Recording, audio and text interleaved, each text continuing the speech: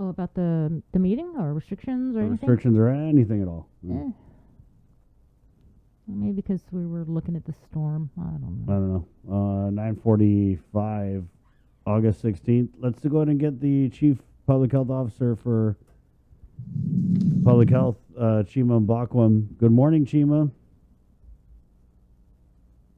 Unmute. Unmute. Yeah, sorry, Chris. I know I'm late. I was in another meeting. Sorry. That's No okay. worries. That's because we know you're in a juicy meeting, right? So what do you got to tell us about your meeting? No, it's just I'm reporting out the same way I'm reporting out to you. Oh, Yeah. thought it was juicy. All right. So, Hold on, Bree's getting her pen ready, Chima. no, I'm just getting ready to take some notes. So we asked you to come on and provide new information on the recent positives in the surge, and just really any information you could give us is greatly appreciated. So the good thing is that we saw 46 cases on the 12th, and then on the 13th we saw the same number again. But the good thing is that we've actually had a lot of active case finding going on in the community. So people are actually coming out to get tested, and the numbers are encouraging, because what is actually showing us is the ones that we're not capturing through case investigation and contact tracing, these individuals are actually coming on their own, to public health to get tested in our daily testing sites. And on Friday alone, we tested 529 individuals. And out of this, we've been able to reach out to 506 of them to notify them of their result. And we also, on Saturday, we actually tested 486 people. And we've actually reached out to 466 individuals to notify them of their result. So what we've been able to do is that we are actually using the PCR testing directly on the sites. Before we were using the Binax, and then we're using the PCR.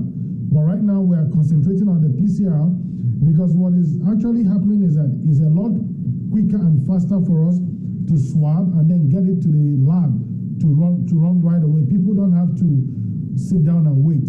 And we also have more people now engaged in reaching out to all the individuals who are tested, because one thing is about being tested, and then one thing is about not knowing your result. But when you don't get your result right away, I think it feels a little good, because first thing is that we notify all the positives right away.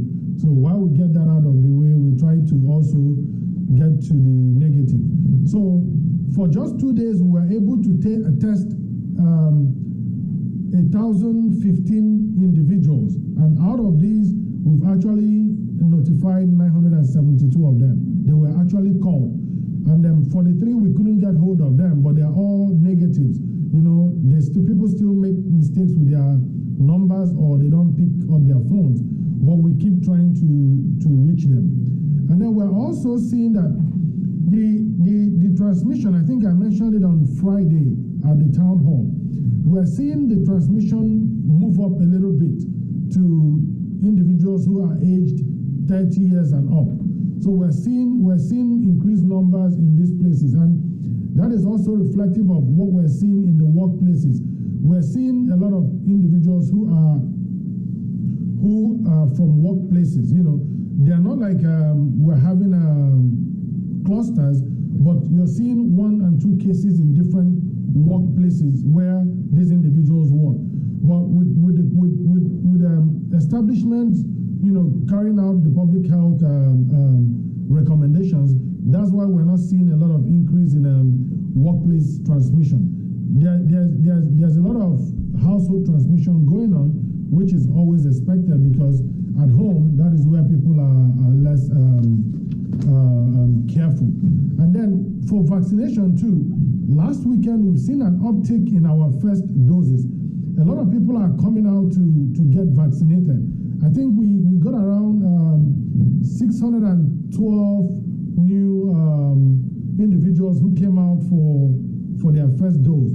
And then for the hospitals, we don't have anybody in ICU, and a lot of those people who actually are in the hospital, a lot of them came for non-COVID related illnesses and got tested for COVID.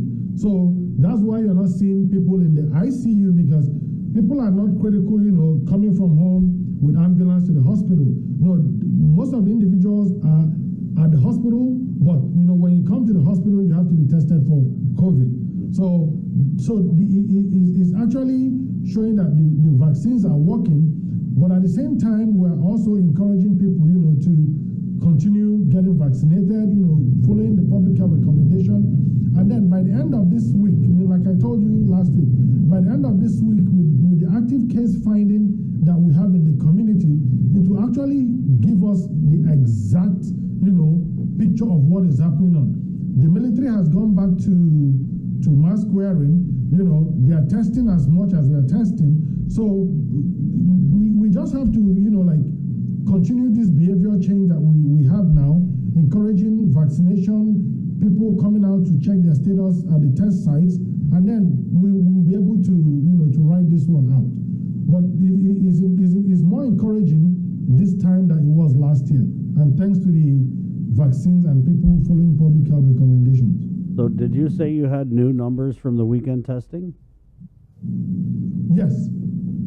How many were positive out of the 1,015 that were tested? This is just public health. Right. So that's why, the JIC does not release Saturday and Sunday numbers, because we have to wait for DOD. We don't want to give one number. So by the end of the day today, we would have an accurate number of all the positives that are, because, some clinics still test on Sundays. Public health is not testing on Sundays, but the clinics are testing. So we need to get that result. That's why on Mondays, it's almost like the results are so much. Then within the week, it starts coming down. But it's a cumulative result of, Friday, Saturday, and Saturday, Sunday, and Monday. So the results will be out this evening by 5 o'clock. What's the answer?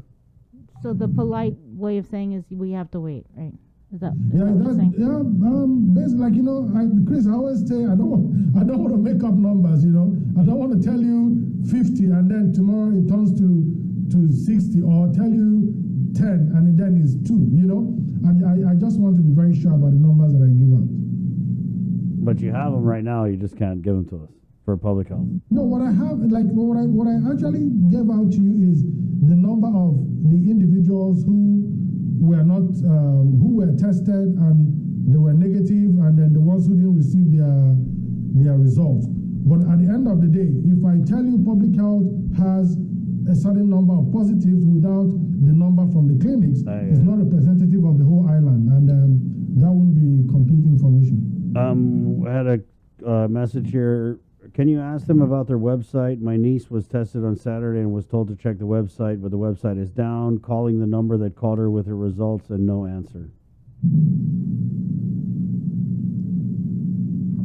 So maybe she was calling when they were off work. We had a team that actually reached out to everyone. So if she got a missed call and she called back, she couldn't get the number, they're going to call her back today.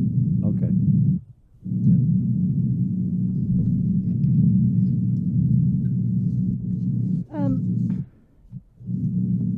So can you tell us about the details from this meeting with the governor this morning?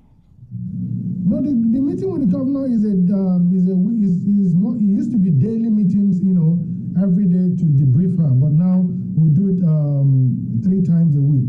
It's more like what I'm telling you is what I just told her. I see. So we just need to keep her abreast of what is going on. Mm-hmm. And so we did have the PAG on this morning, and he once again renewed his call for restrictions to be implemented. One being that, we reimpose some sort of a limit on social gatherings. The other, the possibility of implementing vaccination checks at businesses. For example, at restaurants, if you're vaccinated, you get to dine in. If you're not vaccinated, you dine outside. And if you're 12, you're a minor, and you're not eligible for vaccination, that does not obviously apply to you. So, is that something that public health is looking, considering, leaning towards, or we're just gonna wait it out? So, we actually meet with the PAG also, and, these are recommendations that every key interest group will bring to the table, and then we look at what is applicable at that time. So, with the data that we have, there's a little light at the end of the tunnel. Like I said, we've actually started instituting all those prior recommendations that we never actually departed from, but people became complacent. People are going back to those behavioral changes and following those recommendations. And also, like I said, we are having increased case finding in the community. So we're actually having a better idea, of what is going on, because, it's different when you're not testing. We're testing enough, to show us what is going on. So all those recommendations, the PAG recommendations, public health recommendations, we're going to sit down together and weigh those things, look at available data in the community, look at, what the trends are before we come up with a decision. So it wouldn't be, it's actually easy to shut down places, you know what I mean? It's very easy.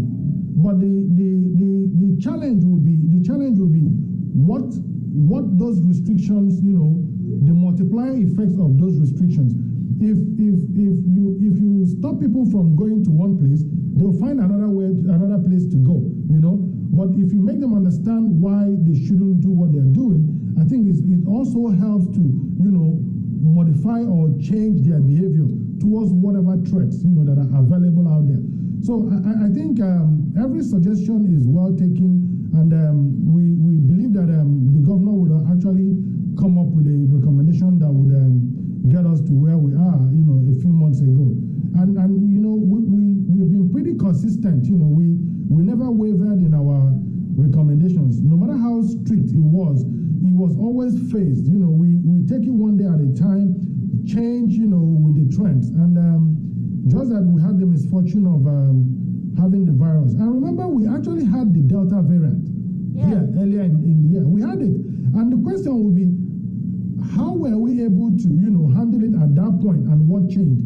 And it's clear that what changed was that because of the low transmission in the community, some people looked at it and started, changing their stance towards, wearing their mask and, following recommendations. But now, with the variant on the island, is clear, that people will need to now, continue, doing what they're supposed to do. And then with time, it's going to be normal. So, Chima, we're getting ready to wrap up this show, but before we do let you go, what the JIC numbers are going to be at when they come out sometime tonight. So, and obviously the community doesn't. So, what is going to be the message then that you have, say for example, the numbers are out right now? Okay, the message is thank you to the community, for coming out to test. That is very key, because it actually tells you your status at that point. And what it means is that if you're infected, you get isolated, you take care of yourself and stop stop the spread in the community.